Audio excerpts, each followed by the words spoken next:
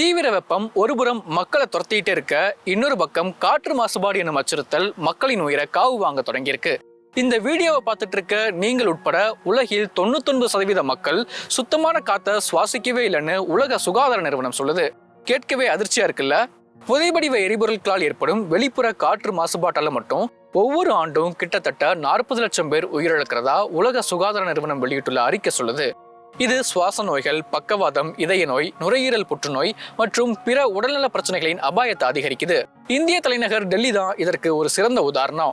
டெல்லியில பள்ளிக்கு செல்லும் குழந்தைகள்ல 3 ஒருவருக்கு ஆஸ்துமா அல்லது சுவாச பிரச்சனைகள் இருக்கிறதா சமீபத்துல வெளியிடப்பட்ட ஆய்வு சொல்லுது.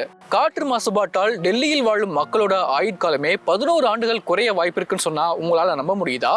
டெல்லி மட்டுமல்ல, சென்னை உட்பட இந்தியாவின் முக்கியமான பெருநகரங்கள்ல காற்றின் தரம் ரொம்ப மோசமா மாறிட்டு வருது.